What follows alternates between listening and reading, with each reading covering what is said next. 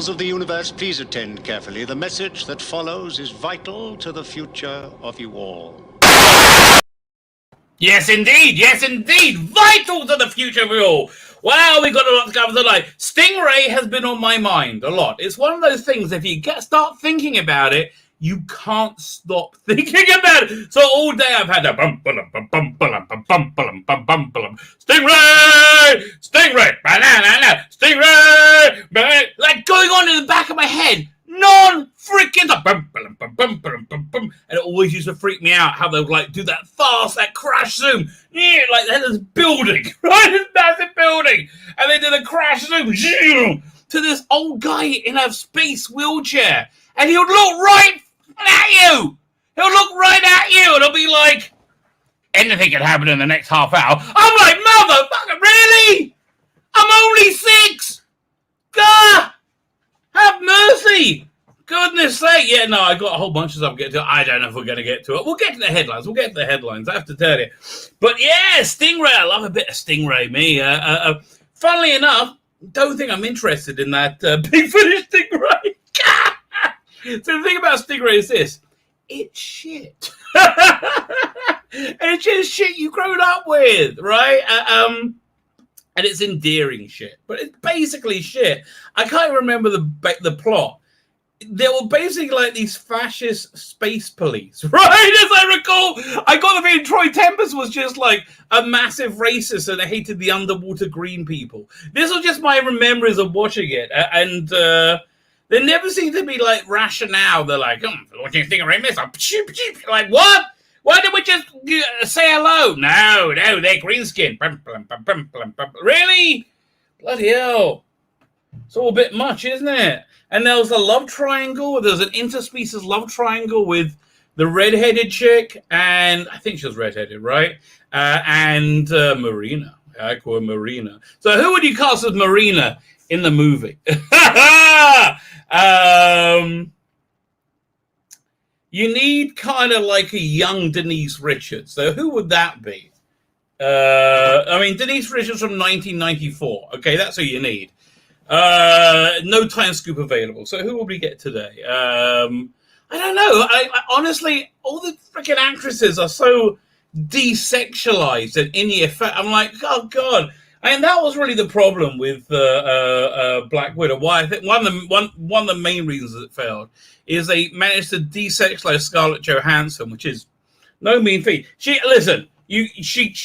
couldn't help but shoot her butt look incredible a couple of times, right? But it wasn't the center of the screen. It was like off to the corner, and I was like, yeah, what? Yeah, freeze frame. Yeah, you know, look, listen. Your rabbi is trained to sniff that out, okay? That's not your general rabbinical training. That's just me, baby. That's just me. Yeah, listen, it was very much not for the male gaze. And like Florence Pugh, whatever her name is, reasonably attractive woman. Not young Scarlett Johansson, not Iron Man 2 Scarlett Johansson. Man, Iron Man 2 Scarlett Johansson. That, you know, they used to use that sort of thing before they had Viagra, right? That will cure virtually anyone. Like what the hell, Scarlett? You know you were super hot and you were sexualized, and that's what made it cool, because they were also fighting, and then you were like a person on top of that was interesting, and then you had value, and then we fell in love with you, right? I mean, but it was like, listen, the eye candy's a part of the character. It just is. I know you're cracking on a bit, but listen, darling. Yeah, you still look nice. You can put yourself up. You'll be fine. Don't worry. We'll be okay. It's everything's cool. Everything's cool. I know. But like, you know, I think she's called feminism. You know, poor girl. I feel bad for anybody who catches feminism, right? I really do. It makes smart people stupid. I mean, that's the incredible thing. Feminism makes smart people stupid. Because I know many smart feminists, and they all get stupid when you talk about feminism. You know, how exactly are you oppressed? Whoa, that man leered at me once. I'm like, okay. He shouldn't have done that. But like, okay, really? That's not like somebody shoving a fist up your ass, is it? He's like somebody, and look, take the compliment, baby. Take the compliment. You probably look good. What do you want me to tell you? And it probably wasn't a lit. And like, I feel like he's coming on to me. Okay, well, if he is, that's wrong. I mean, listen, if he's like a normal guy and says, do you want to go for a drink? And you don't want to, you say no. He's like, cool. Right? That's not attacking anyone. I feel like women say they feel like they're not listened to, and they did have a big riff of that in Rick and Morty, which freaking love Rick and Morty, right? There's this thing where Summer gives the solution of what you to do, and then this guy comes in and says basically the same, and everybody ignores her, and the guy comes in and says the same thing, and like, does that? I mean, women think that happens, but here's the thing. Here's what I think is going on, right? In your mind, you're saying the solution, right? Okay, in the woman's mind, they think they're saying the solution, right? Clear as day, right? They're not. They're babbling. Okay, I don't know. And then somebody comes in and says something you were thinking about last Tuesday, right? And it's like, that's my idea. And that's what happens, right? I think that's good because people like to feel good about themselves. I think that's just the way things go, right? People do like to feel good about themselves, but it's like, let's say you're ignored, right, or not listened to. Maybe your idea was shit. Okay, I know you think it was a world-saving idea, but maybe it was shit. Okay, just maybe. I don't know. Could be. It's a possibility, isn't it? I mean, look at yourself in the mirror and say, am I somebody who on regular occasions has good ideas? And the answer is almost certainly going to be no, isn't it? Yes. And this is how you raise kids. Just conversations like that. Actually, I had to do one of the harder things in parenting. Tonight, I had to. One of my kids wanted to do something, right? My wife really didn't want them to do it, and it felt it was sprung upon her. I heard my wife's point of view. I think my wife had a valid point of view, right? And I kind of agree where she's coming from. I just wasn't like as big a deal for me. I probably would have let it go. But anyway. I then have to completely argue the position with the kid, to talk the kid about. And I try and do it in the nicest way possible, but it's, that's hard. That's really good because you got to make it sound like it's real and you have to believe it. So I agree with my wife. It's just like, I wasn't so, this is not the solution I would have taken. But look. Bottom line. You have to look out for your kids. Look out, make sure your kids' best interests are taken care of. Keep an eye on your kids. But you've always got to have your wife's back, mate. Okay, you've always got to have your wife's back. It's just like, although a lot of these things I think were universal to my world.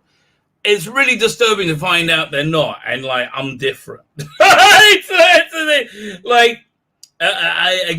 can never go into detail about this, especially right now. Oh yeah, but there was some stuff that went down in my neck of the woods that was just violating Old Testament, Jewish law, in a really, really egregious way, very openly, right?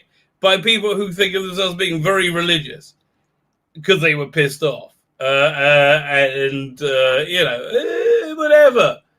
It's weird when you find out people who you think shared your values really, really don't. Really? So, but anyway, look, my advice to having a happy life, listen, you got to go into it. Me and my wife agree on basically 98% of everything, right?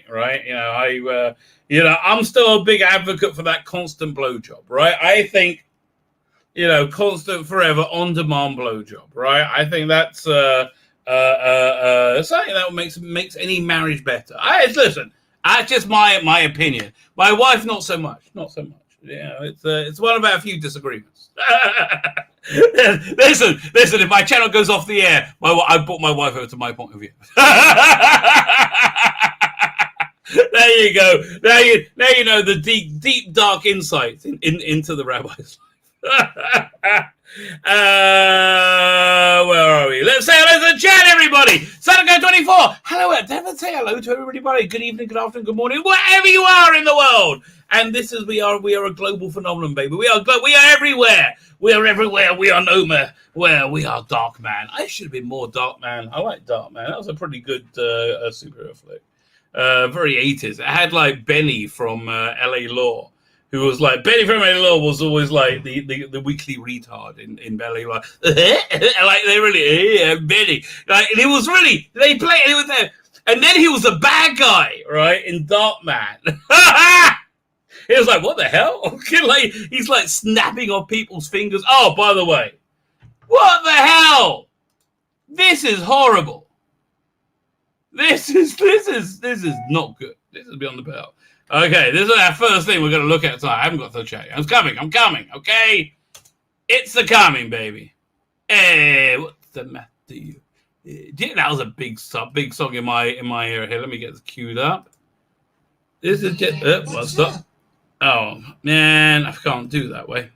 Dang it! I have. Wait a minute. If I share this, okay, go share, and not the singer with okay.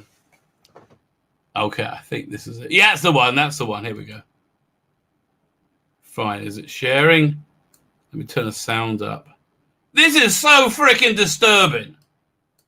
Okay, if I make this big, I don't know if I'm going to lose my... I don't know what's going to happen. Let's see. Yeah, 1 second.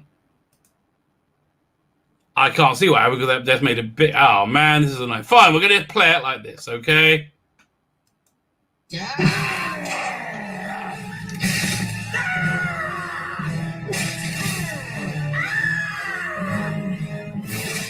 What the hell?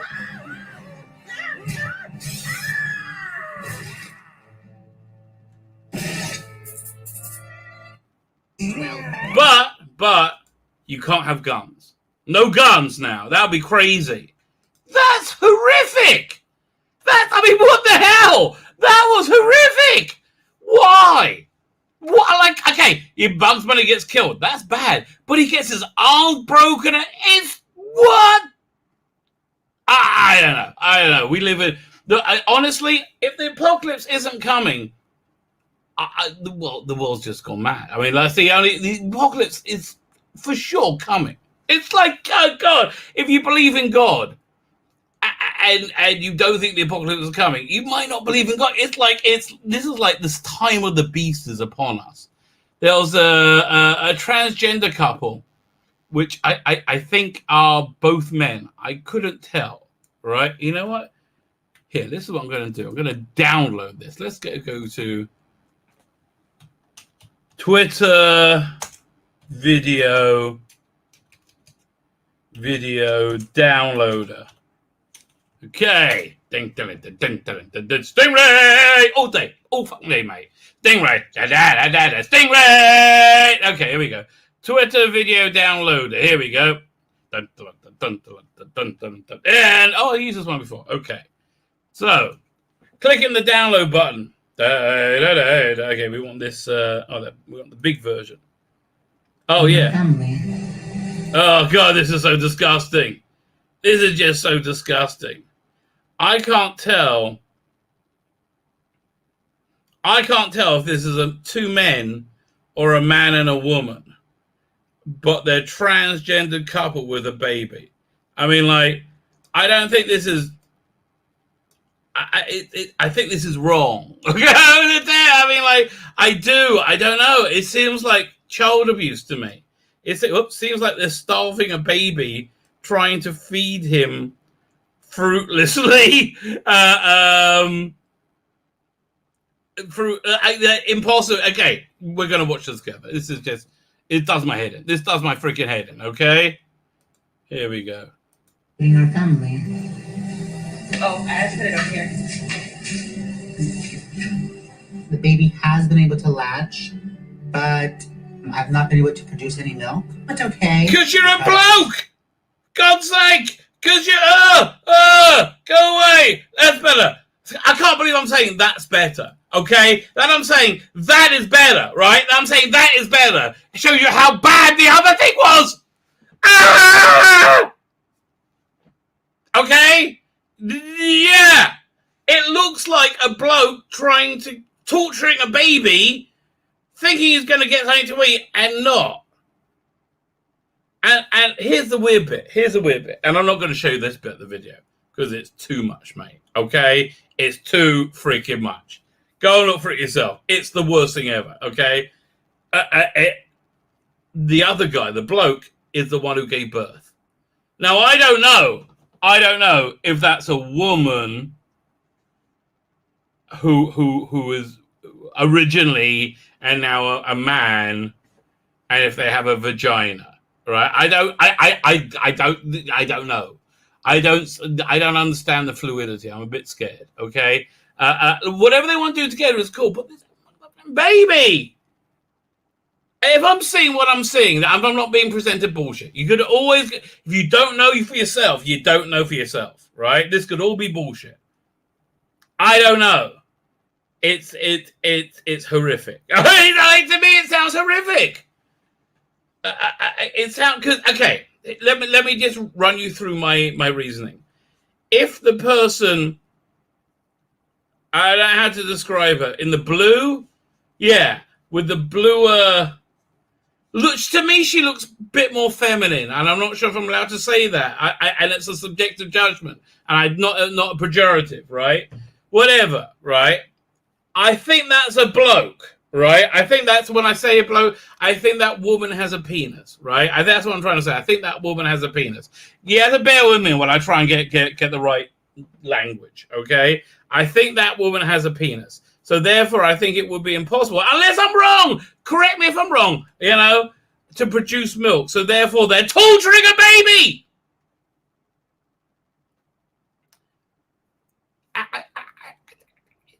That's what's going on. That seems to be what's going on, right? That seems to be. And you want to tell me the apocalypse isn't coming? Really? If God exists, the apocalypse is coming. Like, this is act up to a level that you got. What the? That this is real? This is actually real? Maybe. It could be. It seems it. It seems credibly. Here, let's keep going. Oh, God, help us. Because supplement the feeding with God! So that my baby's still getting the nutrients that they need. Yeah, because you're feeding them on bottle because you're a bloke! I'm still feeling hungry. Yeah, listen, you can help as much as you like, but if you're a bloke, I don't think you can lactate. And again, I'm not a biologist, but could somebody explain that to me? If you have a pee-pee, even a female pee-pee, right? You can't lactate. Right? No milk. Lemonade. Round the corner, chocolate's made. You know what I'm saying, mate? That's what I know about biology. Here, keep going. Oh, God, help us. I appreciate you so much for your work. Oh, God! Stop! I appreciate you also, baby. Ah! About you. Oh, God! What? It's all so wrong. I don't even know how they had how the one with the glasses on had the baby. Okay, I don't know how that happened. I don't know. So you want to tell me the apocalypse isn't coming? I beg to differ. Anyway, fine. That's actually a good system of how I can pull up videos. I like that. We're gonna keep doing that. So now, but let me get to the chat though. But what the? I mean, that's the only sane reaction, isn't it? To go, what the fuck? That's really, yeah. I mean, if you're not doing that, the world might be coming to an end, right? The apocalypse might be coming. I know. I'll tell you, look, listen, atheists, I'm praying for you guys to be right, okay? Which is an oxymoron, you know. But I am, because what the fuck? Oh, man, that's so fucked up. I mean, it is. Oh my god, I'm age restricted for sure. On this show, this stream, oh for sure. So I got 24. You're first, and I'm sorry to taint you with that. Disaster era, how are you? Oh, it was so bad. Seneca 24, Jonathan Cox, how you doing? Peoples of the Universe, please look carefully. Yeah, that's absolutely true. I'm glad you provide. Press 1 for your total annihilation. Yeah, we've had it. We press 1. We have pressed 1. Anything can happen in the next half hour. Fuck me. If that just happened, yes. Right? Yes. If that just happened, anything can fucking happen. I don't think that's what Jerry Anderson had in mind, do you? No. Stingray! Cam is here. And I'm at 703. Merc City, how you doing? Disaster, how are you? Lord Thoth! Oh, hell, Lord Thoth! How are you, sir? Enjoy, Rabbi. Enjoy, Rabbi. Got to fold the laundry. Hey, dude, take your phone with you. We need you, Cam. Just jump. Madron. Disgrazia. Series 3 and 4 are horrible as Moffat and Sable's worst. Ooh, what we're talking about? This was at 707. Now, bouncing around for everything. Who knows? Here, let me go. Rick and Morty. Oh, man. No, I love Rick and Morty. Last night was... They're still great. I disagree, people. I just really love it. I like season 3, too. I love every episode of Rick and Morty. I just adore it. I've shown you my Rick and Morty stuff I got on my shelf here. One sec. Well, I'll invite me in as a remote broadcast. 1 second. Let me work out how to do this. I'll watch. I'll go to my phone. Right. See, look at that. We got all the mod cons here. Look at me. Okay. No. Invite. Oh, okay. Invite. Copy the clipboard. Right. So I'm going to invite me. How am I going to do that? I'll email me. Right. I'm going to email me because I'm a pretty cool guy. I can email me. So I'll go Lebetkin. It's on every video. Okay.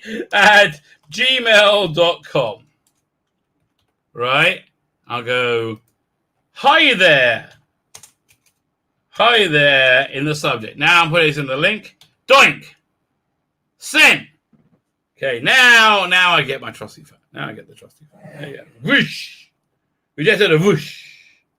I mean, my God, what is up with that? Oh, okay, I got it already. So now, here comes the clever bit. Stream it up. Okay. I'm going to come in. It's going to want me to go to Chrome. I don't mind going to Chrome on my phone. Just leave me alone. Okay, cancel. No, don't that. Just copy. Open up bit of Chrome action. I don't like going to Chrome on my computer. Chrome kills my system, man. Oh man, I got to tell you about my existential angst of the week. Here, 1 second. Okay, it's adding me in. This is so cool. I'm going to get me over here in a minute. Open Safari. Okay, open in Safari. Okay, it was open in Safari. Okay, we'll try again with Safari. I thought Safari wouldn't work. Go then.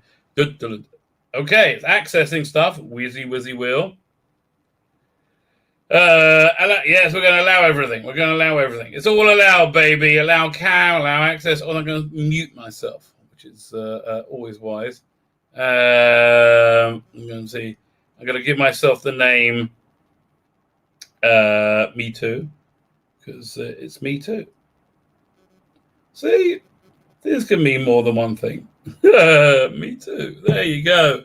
Here I am, bit of Me Too. Oh, let me turn the sound off here. Rabbi Vision.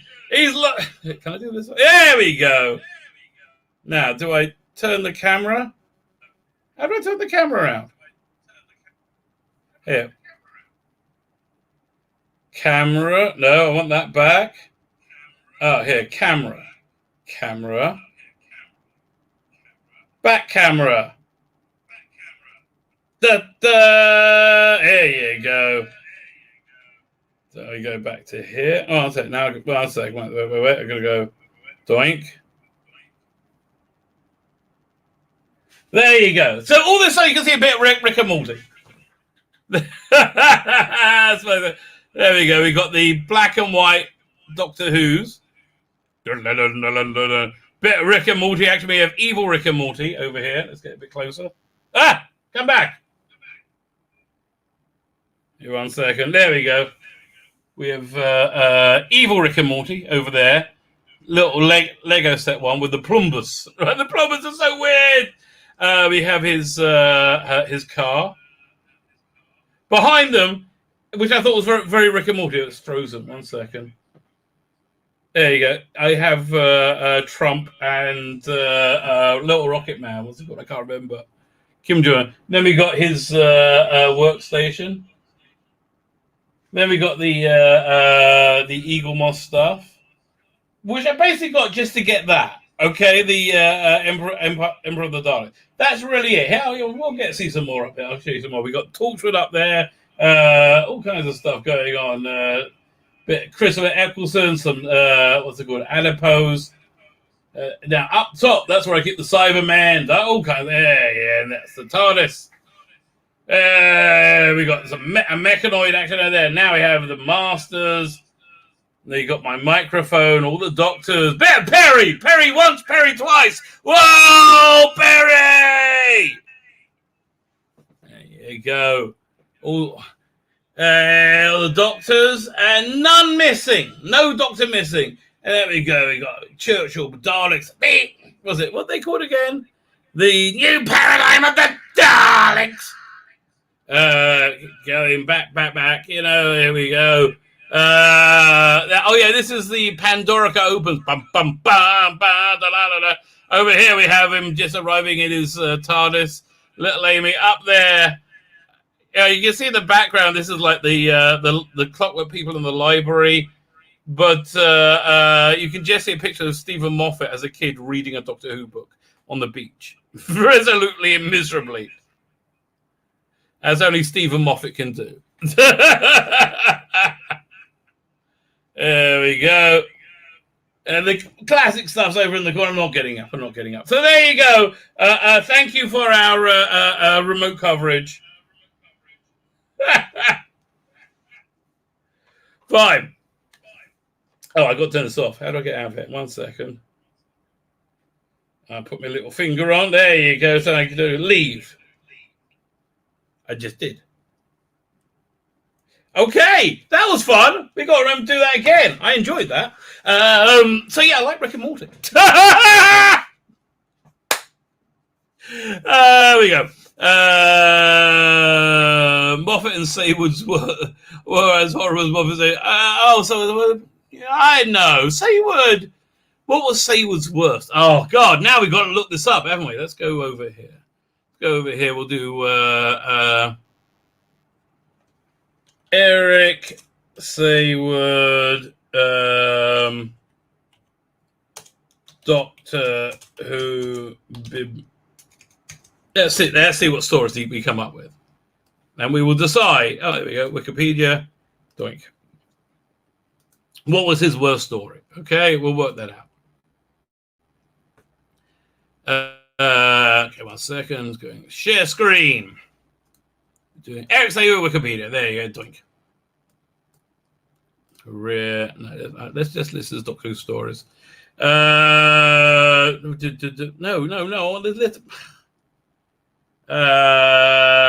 It's on IMDb. Will it have it there?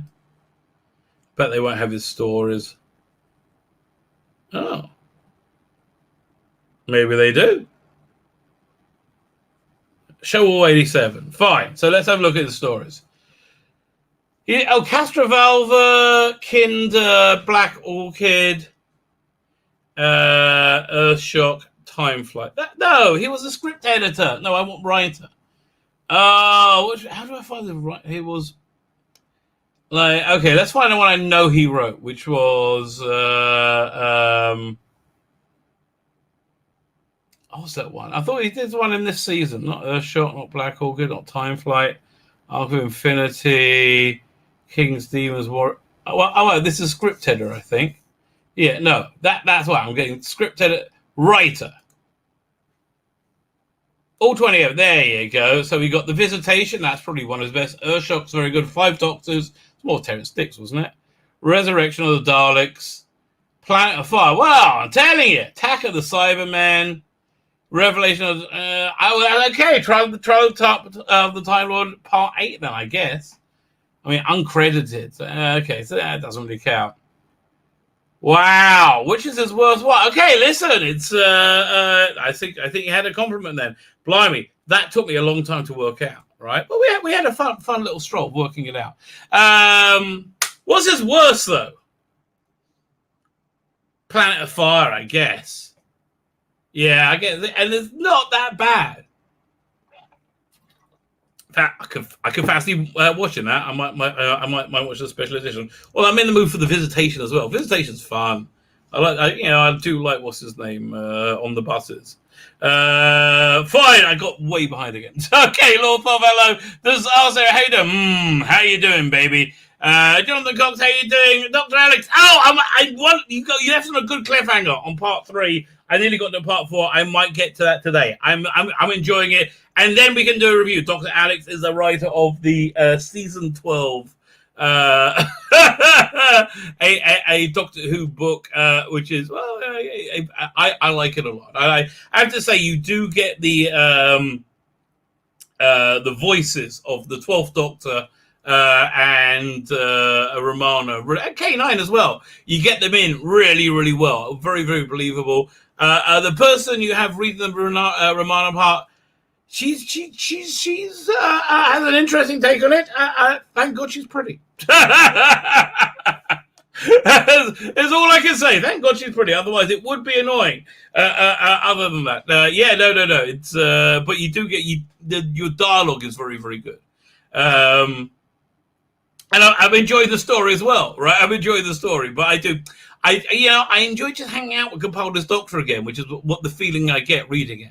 That's really, it's crazy. Whoever wrote that cartoon must have really been rooting for Daffy. Again, it's too long ago. I can't remember. My favorite bit of cartoon. Oh yeah, that was it was the dinosaurs when they had to when that science show with the assistant Timmy. I can't remember that. We're approaching just before. Listen, I mean, so we're going to be hitting that crazy bit in a minute.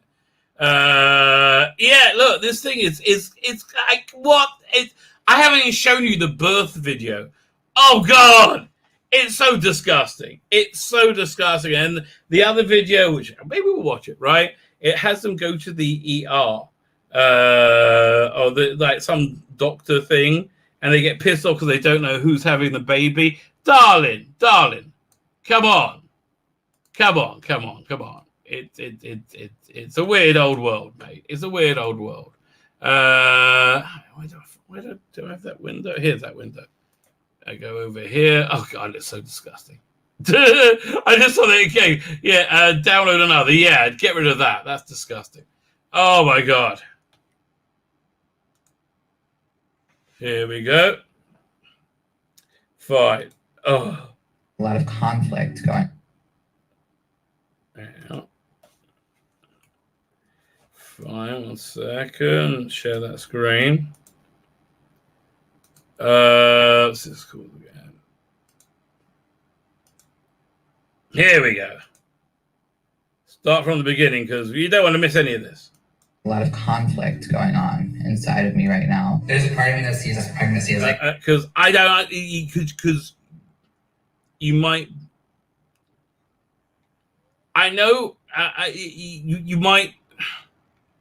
You sound like you might be confused. I mean, if you are, so am I. Right? It's okay. It's okay if you're confused because I think this is a confusing situation. Masculine. It's like very much for me not a feminine feeling. We just left the hospital right now. Yeah, so they totally thought Patrona was the pregnant one and not me. It didn't even speak to me. And I just felt like they just made assumptions. It's it's a fair assumption, right? I don't want to tell you. It's like it's a fair assumption. You kind of look like a chick, and he kind of looks like a dude, and I think that's how you want to look. I don't know if you have a penis or not. I don't know if he has a vagina or not, right? I don't know, right? It's confusing. It is confusing. Yeah, and you know what? You're right. You are a couple that nobody should make any assumptions about, right? Other than, please don't try and feed your baby milk that you can't have, right? Give the baby the bottle, right? Because that's child abuse, right? Here we go. An assumption from the very beginning without even asking our names, not asking a thing about us. I'm the one that's waking up every hour, having to pee, and like going to the throwing up, and like going through all this crap. So it sounds like she was born into a female body and she transitioned into a man with a vagina. That's what it sounds like to me. And that man with a vagina has got pregnant by a woman who had a penis, right? And they're heterosexual, I believe.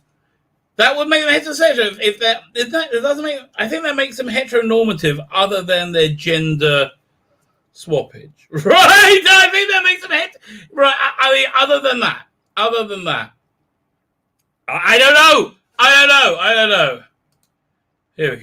The thought that I exist with a baby inside me never crossed their mind. Put yourself in my shoes. Like, how would that make you feel? A lot of. It would make me feel that I'm doing something a little bit different, maybe unrecognizably weird. That's how that might make me feel. That's how. Yeah, I don't know. I don't know. Worst thing ever. It must be pretty bad to beat out Warriors of the Deep. It's Warriors of the Deep wasn't Seaward. I mean, like, it was his. It was his. What's the word? He was the script editor on it, but I think it was kind of, I think that was just a massive screw up. Warriors of the Deep. It was just nothing was really ready in time. And the special effects didn't work, and the Merca was awful, and everybody knew it, right? Everybody knew it was shit, and they were in it, and they were like, "What the?" And like, I'm not sure they really read the script, or like, where what's her name thought, I'm going to try and karate chop the Merca, right? Like, what? Why? What? Like, why? Why would you sit? Wah! I don't think I can show it to you without getting into trouble. I got a copyright strike, so I'm really got to be careful. But if you know the scene, you know the scene. You think it's two blows, Jonathan Cox? I really couldn't. I don't know. But again, if God exists, like a Judeo-Christian Old Testament God exists, then the apocalypse is coming. And listen, if you're one of these people, the transy people, you should be happy because you've nearly won forever, right? Because if the apocalypse doesn't come, I think you prove the non-existence of God to some extent, right? To go so anti the negativity of what God tends to like, right? And for him to be like, yeah, I'm okay. I think you would have proved your point, right? That's why I don't think it's going to happen. Honestly, that's why I don't think it's going to happen. Although, listen, the other interesting thing is people are thinking Trump's going to come back, and I do not at all, right? It's I don't think they're going to let him. Quite frankly, I think he's going to go to jail before he comes back. I think they will find some way of stopping him, even if it includes assassinating him. But like, they are getting ready for like these. I mean, look, reality is up, black is white, up is down. Like voter ID is racist, and that's the thing they're really banging now. Voter ID is racist. Voter ID is racist, and banging that idea on so so there's no electoral security. And the reason they don't want electoral security is because they want to cheat like they did last time. Oh, of course, that didn't happen, right? No, nobody said that. But like it seems to be the reason one side would want no electoral security whatsoever and call anybody racist who argues with them is because they want to cheat, right? That I don't know. Obviously, that didn't happen. That doesn't. But that's what it looks like. So they wouldn't want to look that way, right? But it's what they look like. But anyway, I don't think Trump is going to come back. I think they are going to do something to take him out. Put him in jail. I mean, listen, the law is meaningless. It's like it's a third world country now. It is. It's like run like a third world country, and people just don't realize it yet. And these parents like fighting back against critical race theory, they're going to get their asses handed to them because the defense against it is they're pretending that no, pish posh. Critical race theory is just taught in universities to legal theory. No, it's all like a Fox News, blah, blah, blah, blah. No. No one's saying critical race theory as a course is taught to kindergartners. They are saying the tenets of critical race theory, the premises of critical race theory, the ideas of critical race theory are being taught as fact to children, to young children, and they're being taught to argue with their parents if they disagree with them. That's what's happening, right? It's like the communist China here. Somebody posted a thing on Facebook, and I reposted it just because I thought it was so fiendishly accurate. Once, let me find it. And it's like it was like really, really, really here it is, disturbingly scary. Let me pull this up. How do I get this? See more? Okay, I'm seeing more. I can't make it bigger. Ooh, she cried. Fine. Share the screen.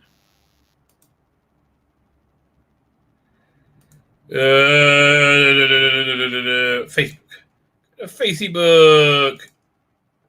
Wish I could work out a way of making this big. Oh, maybe if I do click on her profile. No, that didn't work. It.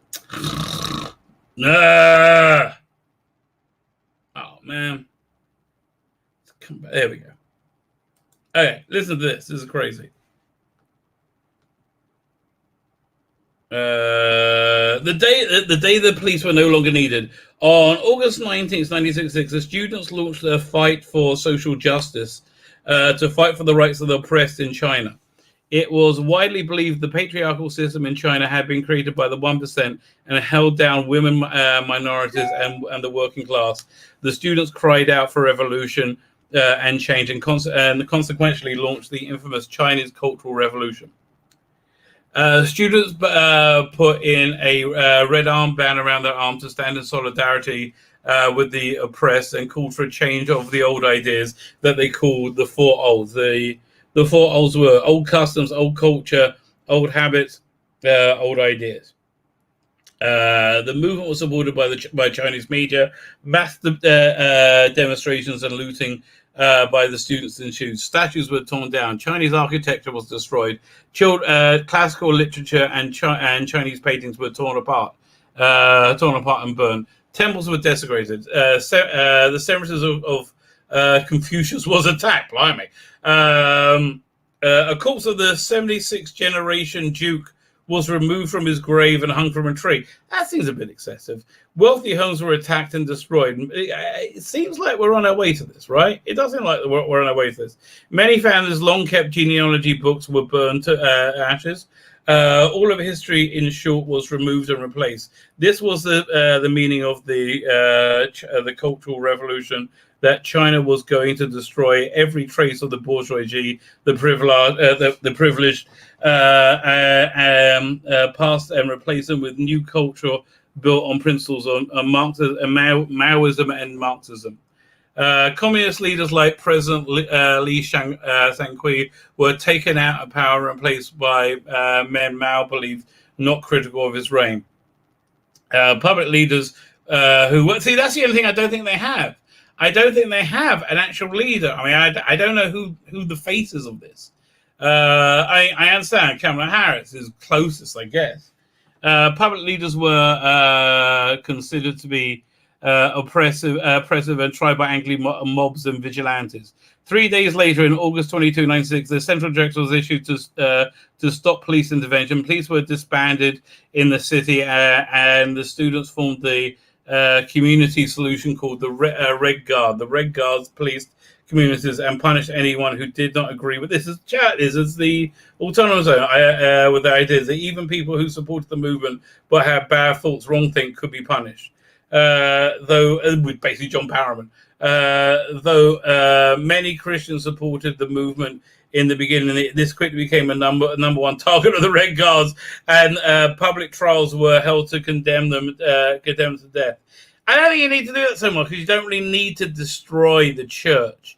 You don't need to because it's so depowered. You need to destroy America, right? American values, which I guess is what this is all about. More people died during the Cultural Revolution, and then any war, famine, or natural disaster in history of man. An estimated 20 to 30 million were killed. Are you listening, America? No, they're not. They're not, mate. That's just wild. Fine. Let's catch up with the chat. There's massive between representing as the opposite and being the. It's so weird. You know what you did? So like I said, look, listen. I saved you a meal, mate. I saved you a meal. You are welcome. You are welcome. 1 second. Jumped again. And blah blah blah blah.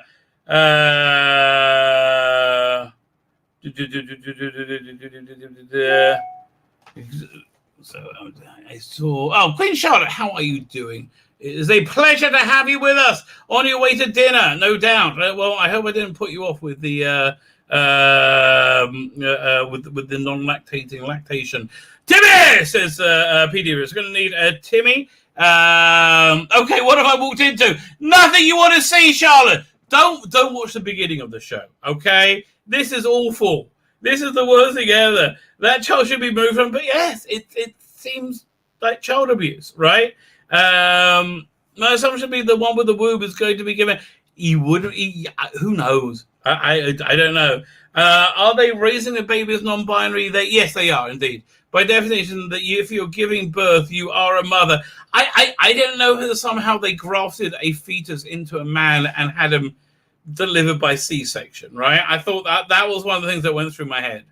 But I like science fiction.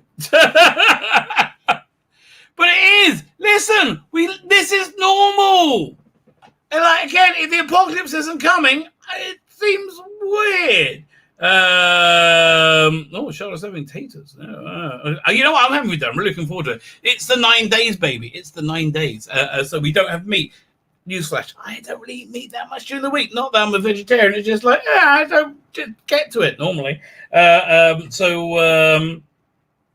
My wife has made like bento boxes. She's made like sushi rice and cut up different to make tamago and cut up sweet potato and scallions. You can make your own little sushi bento box thing, which I'm really quite looking forward to. Both anti-Semitic. Yeah, listen, you want to know a radar for whoever is wrong, whoever's a bad guy, go after whoever, if they don't like Jews for some reason. If they're after Israel, they're probably one of the bad guys. It's weird, but it's really it's an unfailing barometer. Okay, let's look at this. We're at the crazy never ends. I got 2 bits of crazy we're going to look at. They show that we're in a crazy old world. There we go. We got to go over here. Doink, and we'll go to download another video. This one I don't think is disturbing in the same way the other one was. Although it is a bit crazy. It's a bit crazy. There we go. We'll do this one. Oh, that one. Yeah. 1 second. Let me share that screen. I'm gonna do it with the music off. Again, I'm like paranoid of getting copyright zapped for like 90 days. Leave me alone. It was this one over here. Allow. Oh, turn the sound off. You really don't need the sound. Trust me. Okay. So as you see, it's somebody wearing. I thought that was just like wearing a Halloween stuff. No. This is he's telling that they are telling you the pronoun. Thought I should probably do a pronoun check. No, I mean yes. If the world's insane, if the world is insane, yes. Thought I'd probably do a pronoun check. They, them, theirs. Gender neutral pronouns. 100 out of 10. My pronouns. Wait, I missed that. I am agender, so this is absolutely good. Okay. He, him, his. Male pronouns. Not preferred. That means he's a biological male, maybe. She, her, hers. Female pronouns. No. Oh, so it's a woman. It's definitely it doesn't have a penis.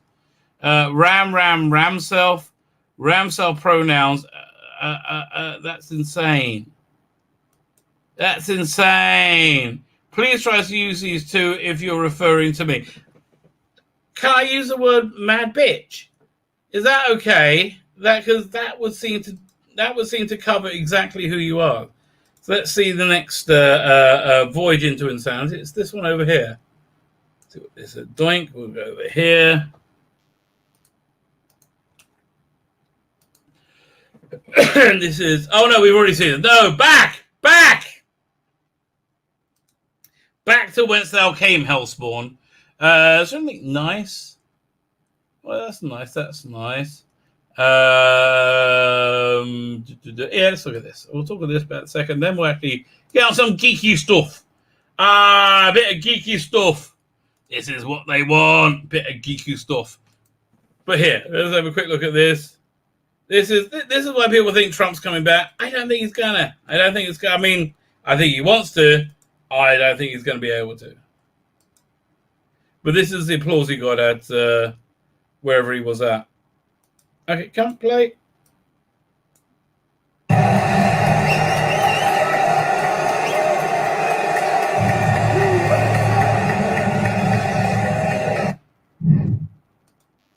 I know. I just think they own the other side own the courts, man. It's the way it is, mate. It's the way it is. They own the courts. Fine. Let's look at a bit of Big Finish action, right? We've got actually quite a bit of Big Finish stuff to talk about. Let's start with Stingray. It sounds a bit crap. I'll tell you, it sounds a bit crap. We'll go over here.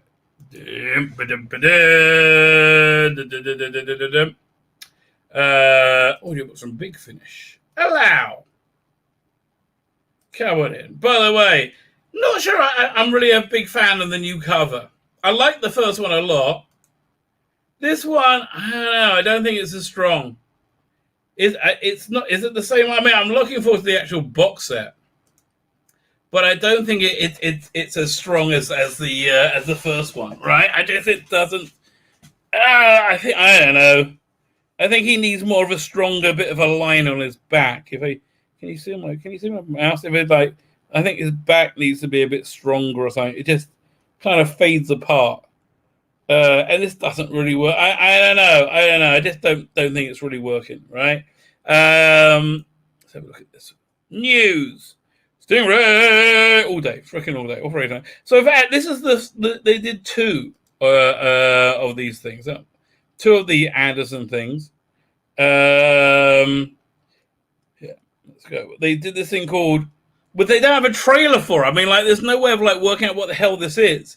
5 5, John Lovell and the Zargon Threat and Stingray Operation Ice Cap on the next Anderson Entertainment Audios to be digitally distributed by Big Finish. With epic stories, these brilliant voice talents, these releases will delight and surprise fans, old and new. So they don't have any run up with these Anderson ones, right? It's like they finally drop out of nowhere. Like, whoa, it's here this month. First story due the end of July, 5 5, John Lovell, blah, blah, blah. Adapted by the Anderson Stewart, Richard James, Space Precincts and Terror Hawks from an unmade 1978 script, read by Robbie Stevens, New Captain Scarlet, Bernie Summerfield. I don't know why they're doing it as an audiobook. This sounds like it should be a full cast. This epic audiobook adventure takes place on a planet, Kester, where peace is threatened by Zargon forces, and only one team can save them. The time, the future, the place, the universe. This sounds like it should be a full cast audio drama. It seems silly as a as like a book on tape. You know, it sounds like you want you know, all that stuff going on. One second, let me get the camera back. The peaceful planet Kessler is under threat by the evil Zargon forces are preparing to launch a devastating attack from the asteroid fortress with the whole Kestran system and Zargon's blah blah, but who gives a shit? Blah blah blah blah is now available to download. $17. $17? I don't think so. So next is they talk about Stingray, a brand new audio adaptation by Ben Page based on the 1969 John Thieden novel Stingray, featuring music by Benji Clifford. There we go. And we're casting with Mark Silk, Jules de Jong, okay, Wayne Forrester, and Nicholas Briggs. Yeah, and it's very obvious it's Nicholas Briggs, right? It's I'll just go and play the trailer. There we go. Now, they told me I can always play Big Finish trailers, so... Stand by for action! We are about to launch Stingray. Yeah, it all just sounds like Nicholas Briggs to me. I don't know. It just doesn't... It sounds like, I don't know. Fake American, but I don't think it is fake. It's weird. Acceleration rate 6, folks. Let's go. Looks like one of those flying saucers. You boys have no idea what two determined girls can do when they try.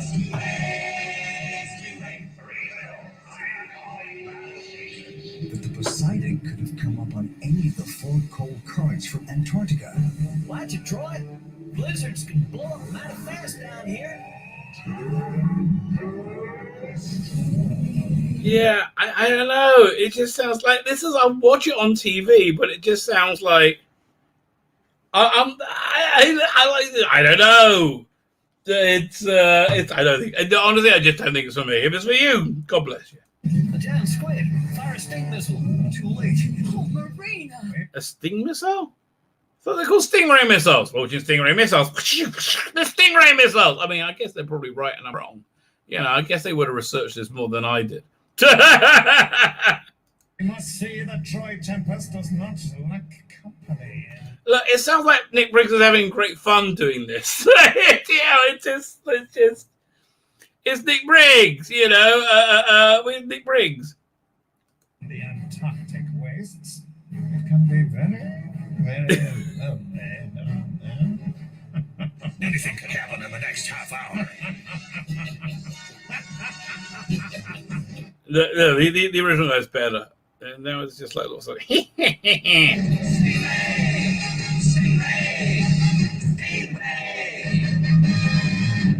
Okay, I don't know. Not for me. The answer is not for me. And then this just dropped just now. They're bringing back Survivors. Now, Survivors was a pretty darn good range. I feel it kind of meandered a bit towards the end. Yeah, let's do a run through of Survivors. We'll do it by. I'll use my. Well, they don't call it iTunes anymore. They call it Music. Which is like, okay. What's going? Is it coming? Okay, everything's open up. So I go to drama / Survivor. By the way, I'm thinking of doing a tutorial video about here. I will show you how. But first, albums. There you go. Let me just share the screen. You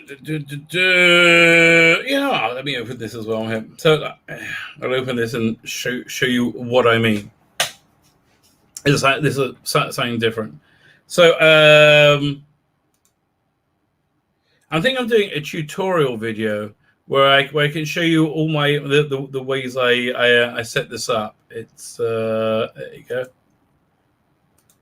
Fine. So this is a external hard drive I have. It's a tetrabit long, 2 tetrabit long.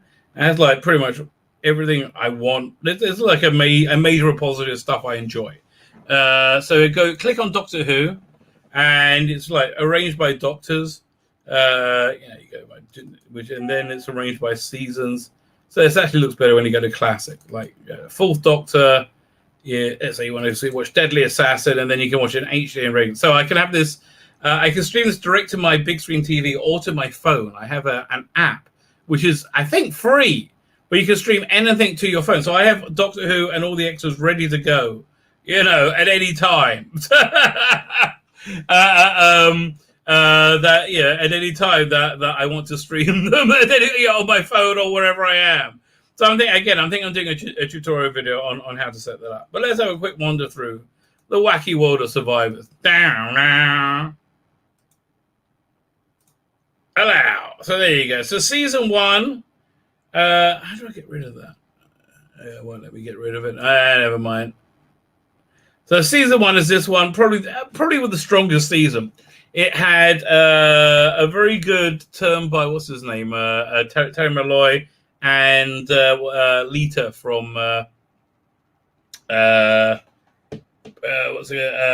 Deep Space Nine. So I never actually saw Survive, the original Survive, but this Big Finish were on a high at the time, so that's why I got into the series. So yeah, this one they introduced what's her name, Louise Jameson. She becomes like a major recurring character, and they really kind of set up the vibe of the show. And I do think they get the whole Survivors feel right, and they kind of bring it into a new way. 3 is a really good one. 3 is basically a sequel to the first one. And season 4 they bring back whoever these people are from the original, and you're latching much more onto the original characters. And by they're in the 5th season, you're into this new ongoing storyline, and they're individual stories, but they have a loose arc that does eventually come together. More and more, like by the 6th season, 7th season. I didn't like they didn't do individual covers in the later seasons. So I had to make my own. By season 8, it was actually a very tight ongoing continuity. But it was good, and it basically wrapped everything up in season 9. One second. I know why it's you got to sort by title. That's better. Oh, fine. Yeah. So I honestly, by the time they started getting into this tighter arc, that's when it got less interesting. And look, so the arc basically goes from, I would say, the 5th or 6th season, it started to become noticeable. But these first ones, 1 and 3, really, really excellent, really excellent. Recommend. So they bring it back. They're bringing it back once again. So let's have a look at what they're doing. Stingray. Okay, you see, you can't stop. Can't bloody stop all day. Stingray. There we go. News, Big Finish. I know I got something, I think. Survivor has a new door, and you know what? I'm not sure. I'm coming back, right? I'm not sure. Here's the thing: that you maybe stop being a completist. So, I got to really want something now. I would oftentimes just do stuff on a punt. Never do that anymore. I am planning on getting the Secrets of Debt Sen, though. Cameron here and Lucy Fleming reprise their roles as the iconic Survivor for 2 brand new box sets of full cast audio dramas from Big Finish, based on Terry Nation Survivors that ran from 75 to 77. Survivors of post-apocalyptic drama, blah blah blah. The plight of a group of people who survived a world plague, and the world plague, and they stayed very much in the 70s. It was a very home counties apocalypse as they fight against the odds and each other to survive. One of the good things is the storyline that I do remember from the original series was One of them looking for their son. I think Caroline Seymour. I think maybe looking for a son, and then in the Big Finish ones, she does find him, and it's an interesting turn about what they do with it. But as they fight against the odds, he's able to survive. You're not sure who's going to make it from one episode. So the next episode, yes, that is true. People do die at an alarming rate. It's very 1970s drama. It just has that vibe to it. Due release in November 21 and February 22, respectively. Nude. Oh man, I really need to shave my beard. I'm not allowed to shave till Monday. For the restrictions of the 9 days. New Dawn 1 and New Dawn 2 finds the original TV regulars Abby Grant and Jenny Richards returning to an England devastated by disease and facing a renewed fight for survival as faces old and new. I don't remember that the ending off that way. Okay. The world has ended the pandemic across continents, sparing only a fraction of the global population. The survivors are now trying to pick up the pieces and rebuild society in the future, but with only a handful of towns and cities starting to rise from the ashes and governance and lawmaking in a fragile fledgling state, everybody must start over. The worst of humanity survives along with the best. Okay, so 3 events. I guess they're doing it so you can like jump in if you haven't watched it or listened to it before. 3 adventures are tethered by Andrew Smith. Andrew Smith is basically definitive in this range, right? He's really good at it. He's done a lot of stories in this, and you're in good hands with him. Kathleen Armitage, she doesn't have a link, so clearly it's a new writer. I don't know. I wish you the best. I hope you're not crap. And Roland Moore, also very good in the rain. Then we have Elizabeth Miles. Can't remember if she's good or bad. Let me have a quick look at her. She's okay. She's okay, not terrible. Like Old Man, the Grey Man on the Mountain, that was nearly good.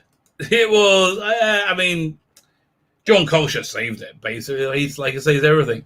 Producer Emma Haig said, I'm so pleased the Survivors is returning for another 2 box sets. These stories, there's Miles, so you got Andrew Smith and Roland Moore. So listen, look, the writers on them are solid, and they know the genre. But is anything good now? They're like, is anything going to be good? I don't know. I mean, listen, the that Third Doctor audiobook was freaking awesome. It's just long. I'm never going to re-listen to it. It's a shame because, like, I wouldn't mind getting the Adric one, but it's just I can't. Just release it weekly. Big Finish. God's sake, I'm trying to help you. Okay, it's so glad they're coming back 2 box sets, and these stories we explore how the community society rebuild after such a life-changing experience took and look at look to a brighter future. I couldn't be happier to be working with Caroline and Lucy and the team. Caroline Seymour says, "I love Abby." Okay, it's good for you. She's so over the top, but fantastic woman. And I love being back working with Luce. You have to understand. I'm just. I'm not really conveying her utter joy. Obviously, it's like we've never been doing. It's like we've never not been doing this in the way we just slip right back in the rhythm. It's just heaven, baby, heaven. You got to try it. Try a bit of Survivors. Oh, I like Survivors. Lucy Fleming added. She added to this. It was just bliss. Oh, it's like flicking off my button. It's so good. Ah. I'm not sure she actually said that. I might be paraphrasing. It's like putting on a lovely old pair of shoes. Really? That's bliss for you? Really? Really? That's bliss? You should try sex. You should try sex and drugs. They're both really good. I mean, don't do drugs, kids. But they're both really good. They're both really, really, really super good.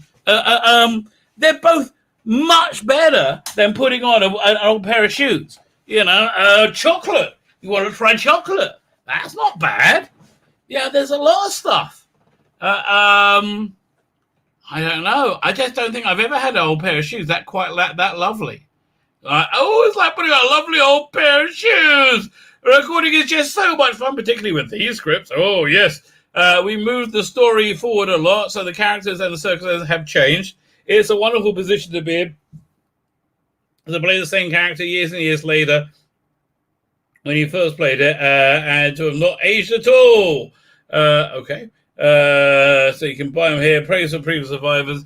Listen, it's good. The other survivors I did enjoy, but you know what? I think I'm done. I think I'm out. I'm out the survivors. The survivors game. I like the Play 7 stuff though. What have we got coming up this month? Sorry. See, look, back in the old days, Cicero and Lady Christina would have been in there, baby. We're going to look at Dalek Universe in a minute. I'm looking forward to this Sherlock Holmes release. Let's have a quick look. Let's have a listen to the trailer. In general, the Sherlock Holmes series is good. If they ever have it on sale, they're totally worth it. Let's have a listen. Well, it's 2.5 minutes. Murder, Dr. Watson. In a smart family in a smart part of town. Well, it's not my world, you understand? They've closed ranks against me. But it troubles me, sir. The savagery of it in the heart of the greatest city on earth. The concentrated brutality of the thing. Come, Watson, the game's afoot! From Big Finish Productions, Sherlock Holmes, The Seamstress of Peckham Rye. A dead barrister in a new suit with a code in his pocket. Okay, listen, you get the idea. Sherlock Holmes, Nick Briggs. He's actually very good as Holmes. I do like his stuff. Fine, let's have a look. Let's have a look at what's that thing? Dalek Universe. See what else is on the what is on the thing? Look at this. Oh man, I had a total what do I say? Meltdown, stress fest.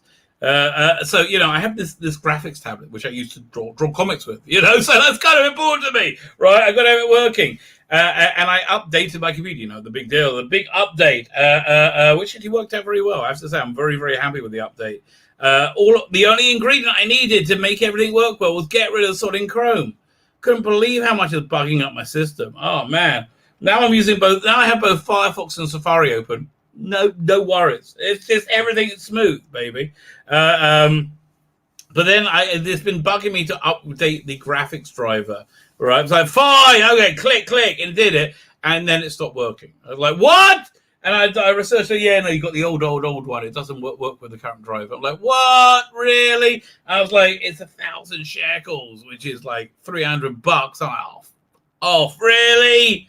I'm gonna spend that. Then I did a bit of research this morning. I found it for 400 shekels, which is like close to $150. All done. So I'm like, yeah, fine, okay, sold, ordered. So I'm quite looking forward to that. It's not cheaper. It's $16.99. You are right. You are right. That's basically they go-to price now. How much is it? 3 discs. I think 3 discs is $16.99. They do a 4 discs is $19.99. I think it's fair. I don't know. Oh, let's have a look at the Sherlock Holmes range. I know. I don't really do that. I'm going to look at this thing instead. Downloads. There we go. There we go. We're going to open up. So the problem with Vortex, the Big Finish magazine they put out, is they put everything. They cover things that are coming 2 months in the future. No. You should cover it. I think I would have thought the month in the future. Nowadays it must be flip flops. I'm not sure. Oh yes, we're talking about the shoe. There we go. Share screen. What is this one? Vortex 148. There you go. Listen, I have to tell you, I wish Dalek Universe's content was as good as their covers, because these covers are freaking awesome, right? But it looks like, oh god, we're getting Daleks being weird and different. No, I want Daleks doing Dalek-y things. Like, really? Can't I just have a Dalek? Look, all this like metal plate on them. I mean, yeah, okay, but I want Daleks being Daleks as well. Okay, and you haven't delivered that in this series at all as yet. Fine, so let's have a look. Let's have a look and see what they're going to say. But again, the covers are freaking awesome. It is wonderful. Yeah, look, a bunch of broken down Daleks. I'm not happy. I want freaking regular Daleks doing Dalek-y shit. Is that so much worse? We've entered the Dalek universe. Something or someone has pulled the 10th Doctor from his own time and dragged him back around the year 4000. The Space Security Service tries to keep order across the galaxy, and the Doctor wants to know why. The next trio of tales in Dalek Universe 2 takes the Doctor and Anya Kingdom is very good at Mark 7, deep into histories aboard the strangest space stations, and to a truth that might tear them apart. And you know what? Listen, when they do War Doctor Begins, they just had straight Daleks doing Dalek-y shit because they knew they couldn't piss around. You know, I know you got a guaranteed sell with David Tennant, but come on, give us some Daleks doing Dalek-y shit. David Richardson says the Dalek Universe series is a roller coaster ride and something we really done in Doctor Who. I wouldn't say the first one was. You know, it kind of, I hate to mention it, was missed the Daleks, right? They could have done with a few more Daleks. That would have made it more roller coastery. It didn't feel like, you know, star spangled. It felt like a bit drab. I felt like, oh, I was waiting for the Daleks to show up, and they didn't.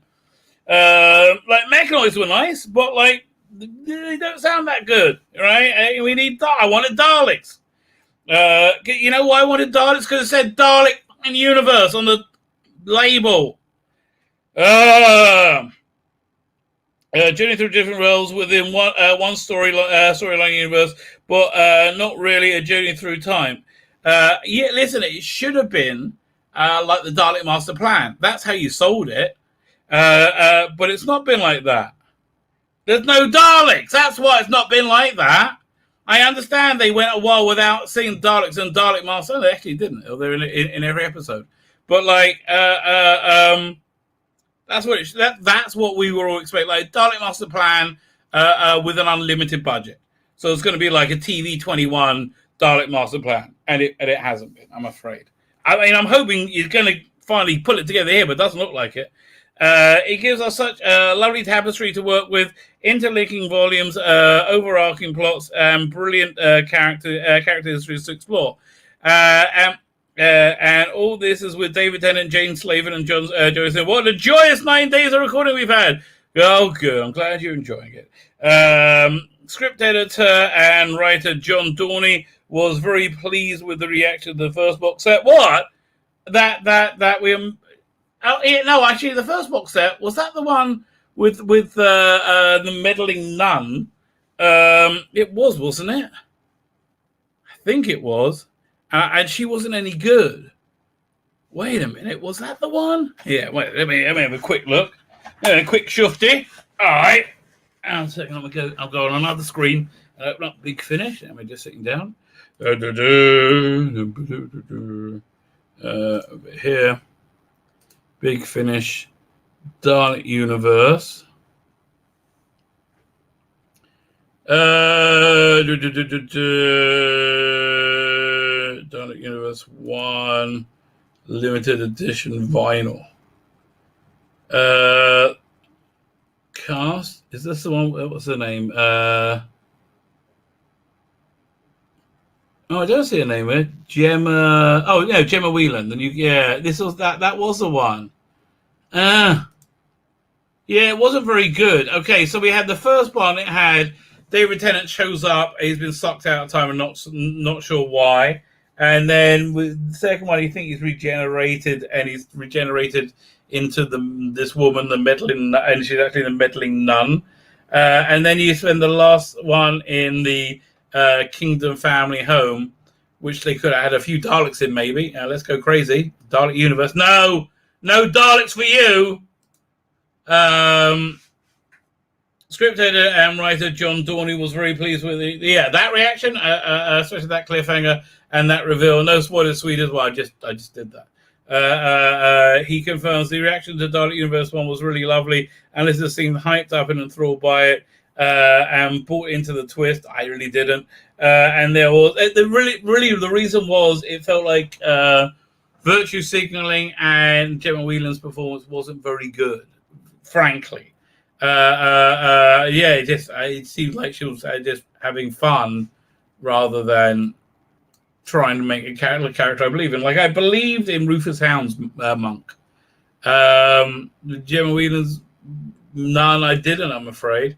There was a lot of excitement on social media. Don't listen to the crazies, imbecile. They're crazies. That's why I call them crazies. It's pretty easy to work out. They are crazy. This doesn't seem high and throw on social media, but everyone was very careful not to spoil it for anyone else. I wasn't. It allowed other listeners to get pissed off with me. Have those moments as they're supposed to experience, and it was lovely for me to. On the other side of it all, Dalek Universe 1 has had some of the most overwhelming positive reactions. No, it hasn't. I'm sorry. It didn't have Daleks in it. It had like this meddling nun bollocks. I just don't think it worked very well. If you wanted to do a meddling nun box set, you should have done that. You just told me that. Why didn't you call it, the newcomer box set? The regenerations or something. Regeneration adventures or something. Like, why didn't you just, I don't know, sell it for what it was? No, you sold it as Dalek Universe. You sold it like it would be, a Dalek Master Plan. And it wasn't. So, I understand the crazy on Twitter went, oh, how stunning and brave. You gender swapped the character. We love it. Let me flick my button off. Let me feed my baby with my non-lactating nipple because I'm a fucking bloke. And if you don't know what that means, just watch back at the earlier. It's just... Never listen to Twitter. Apparently... Twitter users make up about 5% of the comic buying market. I think that's pretty low. I would have thought it'd be like, I would have thought people would think it's 80% and it's really like 30%. But apparently it's 5%. And only like 5%, like half of those are the crazy. And that's who they're marketing for, and that's why the industry is over. That's why BBC is like, they lost 1 million license players over the last 2 years, and I think it's going to catch on. The reason people know about critical race theory in schools is because they started to see what their kids are being taught, right? And it's not good, mate. It's not good. Fine. As some of the most overwhelming, blah blah blah. Everyone is anticipating we're trying to do something new and different while fitting into with elements from the past. It's not really putting together. Mark 7 actor Joe Simmons has been delighted to join Doctor Who fold with his Broadchurch colleague David Tennant. Listen, I like the cast. I like the cast. I like the setting. I just don't like it not being what it's sold as. Delighted. Okay. I'm glad you're happy. You had a job. Okay. The scripts, the internet, John, David Tennant, blah blah blah, saying everything he loves. Excuse me. Okay. No, it's fine. I gather some thoughts and enjoyed several conversations. Well, okay, Gina's a big finish. The interesting thing with Mark is he's an android whose programming feels more. I don't care about the bloody robot. Okay, robot is a side character. Well, there are Daleks fighting, right? You see the robot in the background, valiantly fighting Daleks. Oh, yeah, best of both worlds. Dun dun dun. Star Trek. We've engaged the Borg. Oh, look at, and they get there, and it's like the gender swap queue. What? What? But I just bought my ticket for the Borg. No, you got gender swap queue. What? But I want to shut up, bigot. Oh, but I no, but no. Oh. Okay. I think the day when my son was winning DuckTales, David is the voice of Scrooge McDuck. Okay, fine. David's the voice of most people, isn't he? And he does seems to do the most work in Hollywood in the entertainment industry right now. Basically, anything to get away from the kids from, but what it sounds like. I mean, they have like 14 kids or something crazy. I absolutely love Jane. Joe's told I don't give a shit. Okay, you like Jane. Very good for you. I've been like blah blah blah blah blah. All this runs with Anya. Don't care. Okay, as I say, she doesn't look bad there, and I like the Superman necklace. Okay, very good. But don't care, mate. Don't care. So anyway. Oh, fine. Now we're actually going to start hearing about the stories. There you go. Cycle of Seduction by Roy Gill opens up the set after Mark starts behaving oddly. The Doctor and Anya find themselves on a strange planet searching for their friend.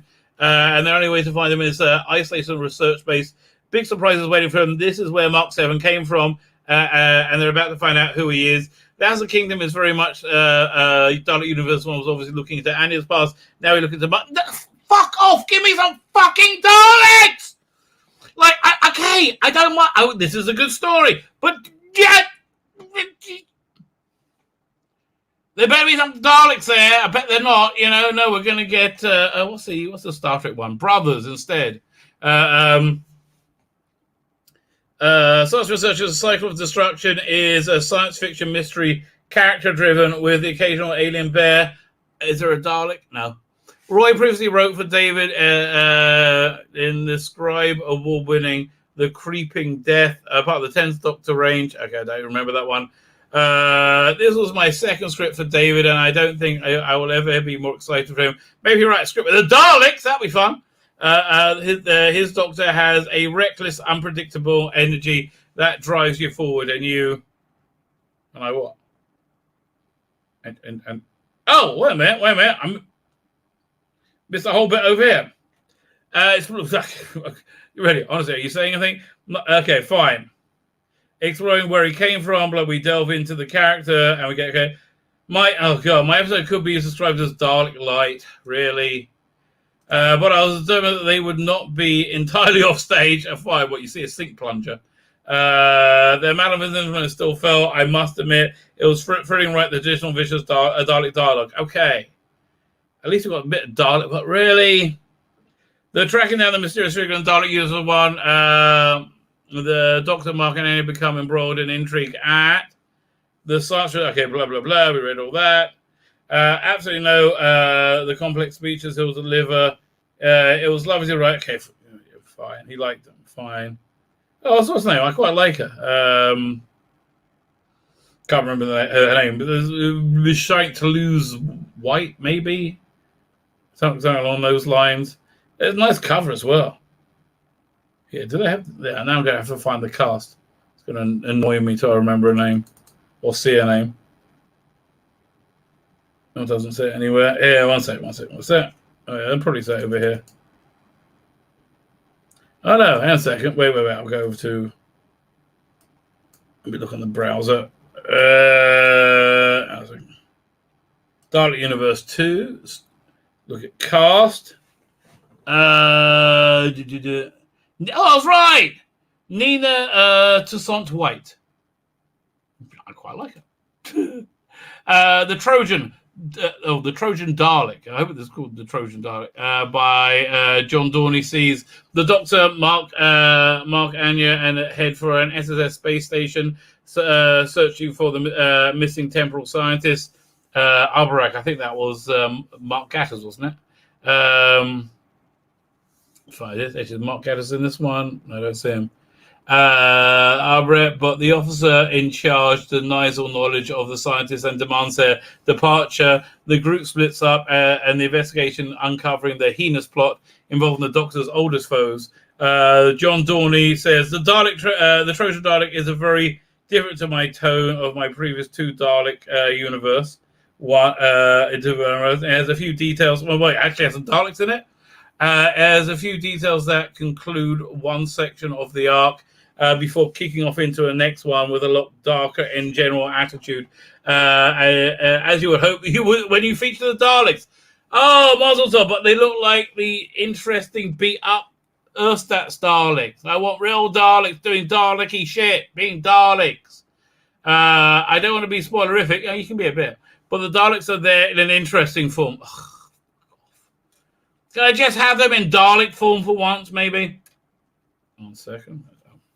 Let me just find where the hole in the cup is. Interesting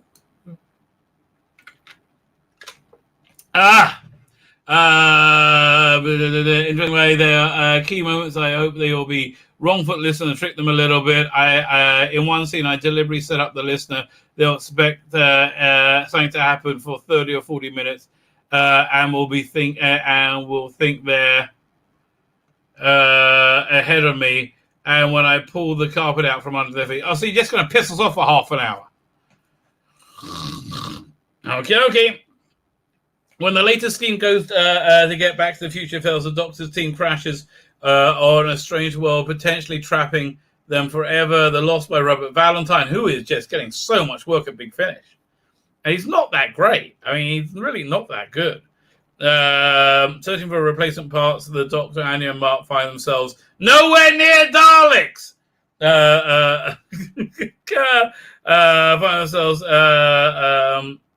Find their way to a building where heartbreaking familiar faces await them.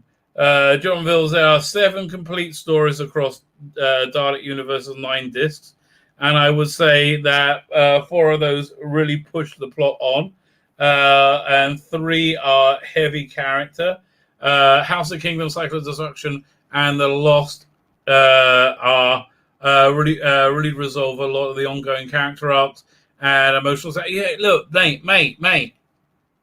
We want some Daleks, mate. Okay, they got to look at. So far, we got 6 discs and 1 appearance of Daleks, and they look like not really Daleks. I mean, like I don't want to tell you.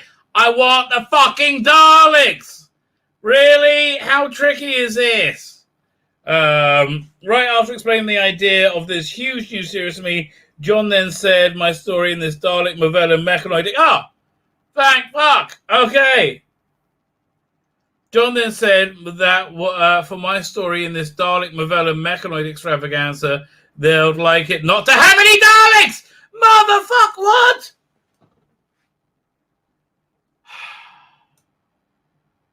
Really?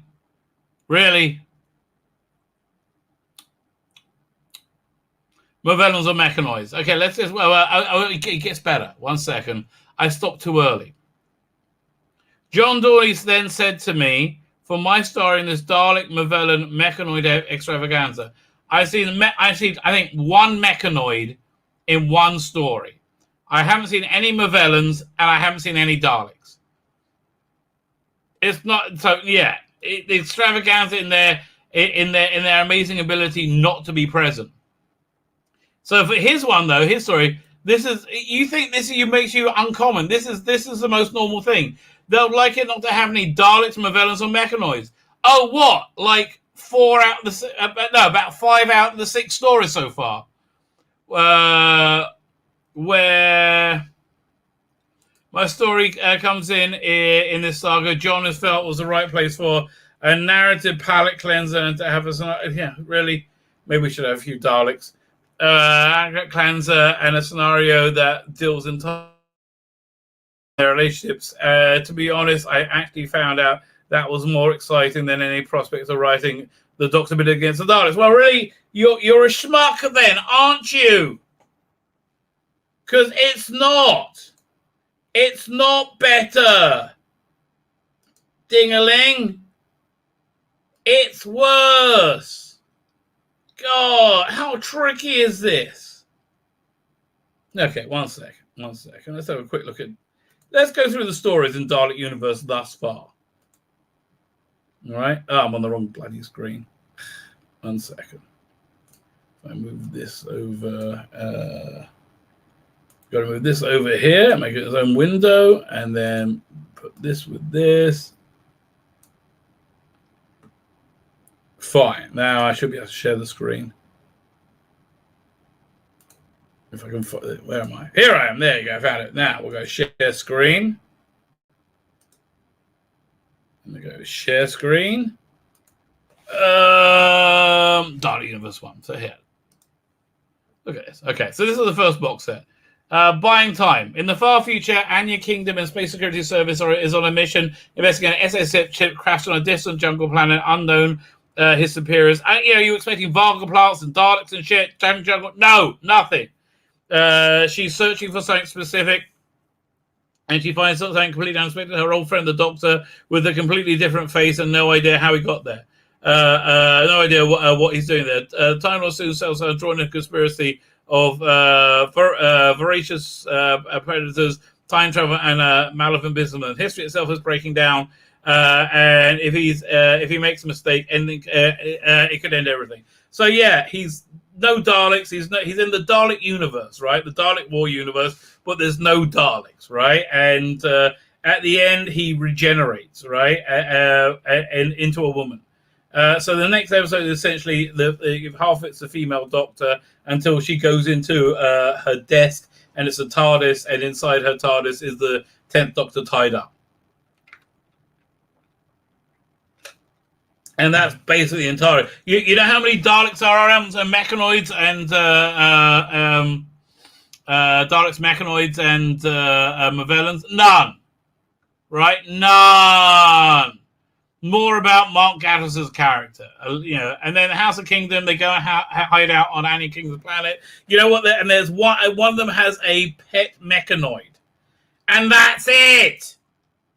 That's it. So 3. Okay, 3 out of the. So I think it's 5 out of the 6 stories.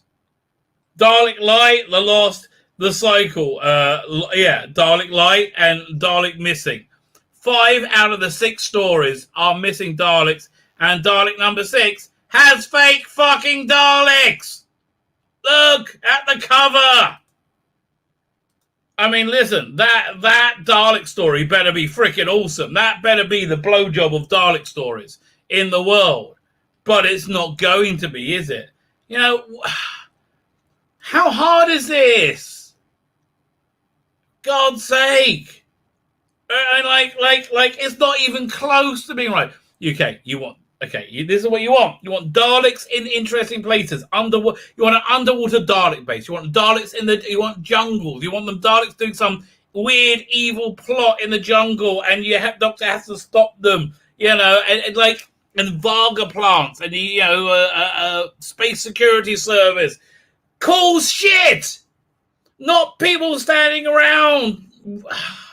Not fighting Daleks. Or, you want to throw some Movellans there. Maybe there's a Dalek Movellan war battle when they get caught in the middle. Right? Wouldn't that be more interesting, right? If they're in the middle, if the Doctor shows up in the middle of a Dalek Movellan skirmish on a jungle planet. Wouldn't that made it more interesting? Oh, really? Wouldn't that set it up? You could, you know what? There should have been a 3-way battle between Daleks and Movellans and mechanoids going on that planet, and that ain't a background thing. Big Finish, not good, very naughty. Troy asked for pineapple on a pizza. Reichel then suffocates her in bed with pizza dough base. Tats first expectation. Well, there you go. That's a pretty good idea. Right. Yeah, I was thinking of tweeting at Doctor Who magazine some artwork by Dominic. Some Doctor Who artwork. Yeah, I'll throw some up. And some sequential pages with the second Doctor in. and say, listen, if you want a Doctor Who strip, just get in contact. I can work with whatever your budgetary constraints are. I think that will be the tagline. If I do that, you guys should totally just jump on and say, yeah. If I get like a 1-page thing a month, that'll be at least I have some kind of comic strip in there. I'm not doing Jodie though. Oh God, no. I mean, listen, they wouldn't want me to. I'll be no bloody good. Yeah, let's have a look a bit of Dominic art. Actually, I've got to chase him up. He's got to give that double page spread with the new background. But basically, I'm still working to get the print file. So yeah, so where the campaign is holding, we're in good shape right now because we're basically in the trench run. We're in the trench run. I would have wrapped up this week, but it's the 9 days. It's the Jewish mourning period. You're supposed to like decrease business. I'm like, fine, okay. Then so it's gonna be next week. So I got to start getting on Twitter. I'll do it tomorrow. I'm gonna get on Twitter, contact a bunch of people, book up a bunch of appearances. Why is this thing not open yet? Oh, there it is, finally. Booking a bunch of appearances, and like I think we're one backer away from $8,000 right now. So that's basically where I want to get to. But like we'll do that final sprint, and then let's say that's then by the end of this month, I can then finally send the print file in to the printers. 1 second. Daleks are isolating themselves as also. Yes, they are. Like, what is the point? It's just beyond me. It's absolutely beyond me. So, listen, people are not getting what they want. I want to give you what you want. Oh my God, this is so good. So we're actually, I think the campaign is doing pretty well. Let's have a quick look. Let me find the link. It's over here. Okay, I'll go over here. I'll let you know if it's worth stopping and looking at it. Hang on. I think we're one backer away right now. Yeah, we're up to 150 backers. Thank you very much. So we're $85 away from $8,000. So when this $8,000, this becomes an A2 poster. Everybody gets it who gets both books. Both books are, of course, biblical. Bible stories are aces, creatures, rationalists, and rogues. I never show you any other art on this. I did all the art on this. This is basically where I learned how to do comics. So you can see there aren't that many backgrounds going on. You can tell where I become much more professional when I start adding backgrounds and everything. But basically, the vibe of this story is that you don't really. It's kind of ethereal. It's kind of like Sandman like. So it's there's a lot of this fantasy feeling going on.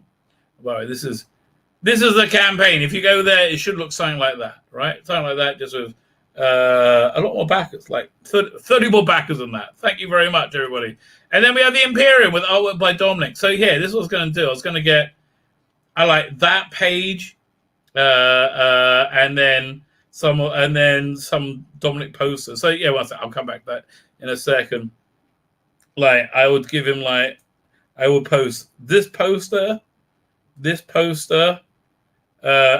then some 2 pages of sequential stuff, and saying, "We missed Doctor Who comic strips. If you want comics, just get in contact. I can sure I can work with your budgetary constraints, which must be the reason. I mean, listen, the last one they did with Scott Gray was just garbage. It was embarrassing. It wasn't even professional ever.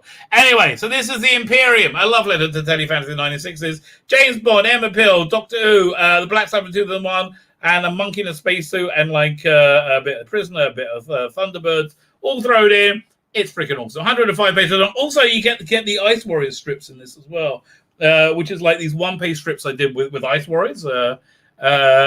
With Stefano Cardoselli on the art, and everyone's going to get this. It's paid up right now, $85 later, everyone's getting it as a poster, baby. Everyone's getting a poster. Then, of course, you got the for the Mel Gay series. King of the British.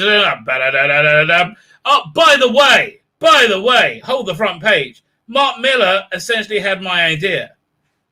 One second. Let's find this. Oh, you know what? There's a couple of fun things we need to look at. Cuba and South Africa are in revolution.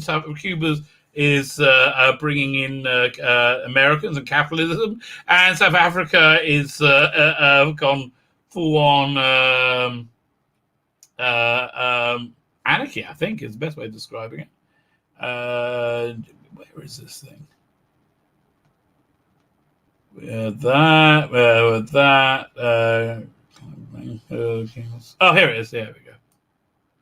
Fine, let me pull this up. So this was totally my idea. I remember I wanted a James Bond book with Pierce Bronson as he is now, essentially, and like call it In Service to Nothing, and and it'll be like, he hates the SJWs that have taken over the world and will basically destroy them. Yeah, let's have a quick look at this. Oh, wrong one. There you go. So this is totally Pierce Brosnan. King of Spies, Jupiter's Legacy creator Mark Miller teams up with Netflix for in-house graphic novel. So this must be like this last thing with Netflix. It's King of Spies. Jupiter's Legacy creator Mark Miller continues his collaboration with Netflix as the two teams up for a new graphic novel, King of Spies. Miller will write the graphic novel of the original Netflix property, which will be drawn by artists chosen from comic book community. From the comic book community, based on designs of the streamer's team. Okay. The King of Spies, Britain's greatest secret agent faces his deadliest enemy yet, his own mortality. Diagnosed with a brain tumor with 6 months to live, the retired Sir Roland King, that's a good name, looks around the world he's so many times he can't leave it in such a mess. There's greed, corruption at every level, untouchable despots he was forbidden to go near, and a system he just doesn't believe in. Oh man, this sounds awesome. He wants to use his remaining time to make a difference with his particular skill of skills and repair the damage he did in his private life at the same time. The most dangerous man in the world has gone rogue, and he knows where all the bodies are buried. Now it's time to go after the real monsters. Okay. News of the spy graphic novel comes as Deadline learned that Mark Miller's The Magic Order series is in the works for Netflix in June. Deadline exclusively on Netflix is going to do a live action version of Mark Miller's Super Croots shortly after the release of Jupiter's Legacy. Apparently it's in the same universe, Jupiter's Legacy, but who cares? Miller's provided the following statement. We've been quietly working on this for a couple of years in-house. We're all buzzing about it. The spy world was very good to us with Kingsman, and we returned to the genre with something very special. This sounds awesome. This does sound very good. This is that project. I love stories about an old gun fighter back for one last job, and this is the granddaddy of them all. So it's so incredibly violent and emotional, but really fun too. I can't wait for people to see it. I want to show a couple of images we've been putting together for the comic book project. These aren't from the answers we chosen for the book. They are, but they're so good. We wanted you to see them. The first is by amazing Oscar Yildirim, who is an enormous fan, who I'm an enormous fan of. And the second is by Mark Cirillo, an absolute genius. Mark was DC's art director until very recently, when we destroyed the comic book industry and he lost his job. And I love the old school paperback vibe he brought with this. We're really excited about this, and we'll release the name of the stellar comic book artist we've hired to do this, do a little down the line. But they don't have the picture.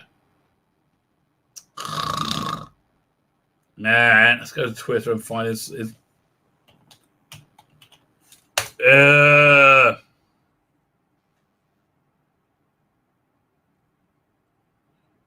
Second, better make sure I don't dox anyone.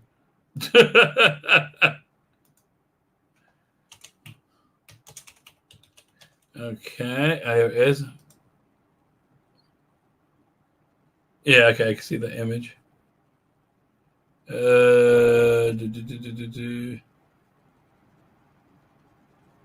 Wow, okay, this is cool. It's got a pretty cool Twitter feed. Things I'm interested right away. Yeah, Twitter, there you go, allow. More photos of Hulk animatronic from the cancelled 1997 film. Wow, I didn't even know about this. There would have been an animatronic Hulk?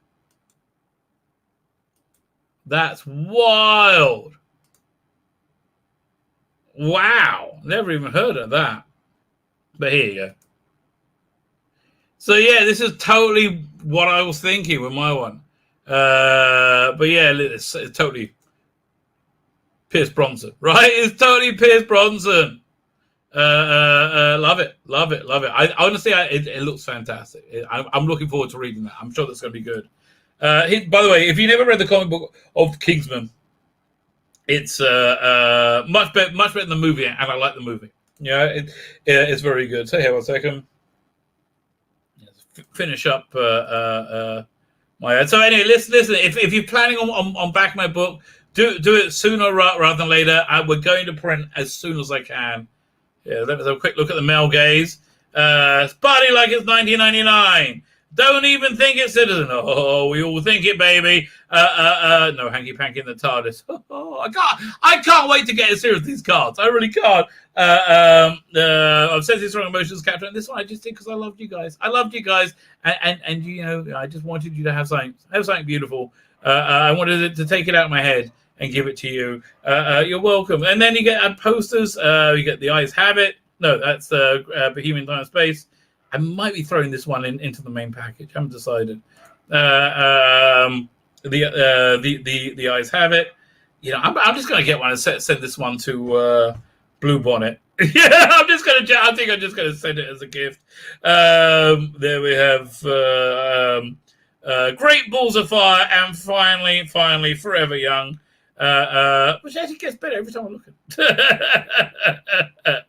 But I can't wait for these things to be printed. I can't wait, right? I'm like gagging for it. Particular skills. Yes, Liam Nilsson's here. I will find you and I will kill you. Fine. You have to kill me later. I got my bento box waiting, baby. Bento box waiting. Dad is hungry, baby. Dad is hungry. Dad is coming out. And my wife's out playing mahjong. The dog's upstairs barking. Let's find out what's going on. Oh man, Daisy's cute. Look at me and Daisy. We've reached a weird epiphany with our relationship. She sleeps in our bed now, and it's like, I don't know, it's like having a warm, snuggly a teddy bear that's real and loves you. Dad's here. How you doing, mate? Okay, fine. I'm signing off. I'm freaking starving. I'm gonna hit the stop sharing button. Fine. I'm gonna hit the end broadcast button. The Wizzy will